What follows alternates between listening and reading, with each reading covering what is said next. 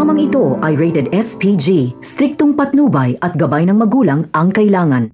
Noong panahon ng kampanya ay mapapansin natin na hindi ganon kaagresibo si Ramon. Hindi na siya malupit kagaya ng dati. Dahil ilang beses nang pinagtangkaan ang buhay ni Tanggol ay hindi gumaganti si Ramon. Ayaw niya kasing masira ang kampanya ni Tanggol. Kapag kasi kumilos si Ramon laban sa mga gerero ay mamumukaan siya ng kapulisan at masisira si Tanggol sa mga tao. Pero pagkatapos ng botohan ay dito nakikilos si Ramon para itumba ang mga kalaban.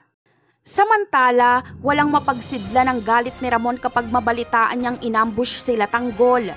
Nasa isang sasakyan lang ang lahat ng mga mahal sa buhay ni Ramon, si Marites, Don Julio at Tanggol. Kapag magtagumpay si Roberto na mapaslang si Tanggol, ay madadamay si Don Julio at Marites. Ganon pa man ay walang masasawi sa mga Montenegro. Buhay pa rin sila Tanggol. Pero hindi napapalampasin ni Ramon ang pangyayaring ito. Siya mismo ang tutugis sa Red Phoenix. Uubusin niya ang Red Phoenix at papahirapan niya muna sila Lucio bago paslangin. Papakantahin niya ito kung sino ang nag-utos sa kanya para itumba sila Tanggol. Aamin naman itong si Lucio na si Roberto ang nag-utos. Kaya naman, si Roberto naman ang tutugisin ni Ramon.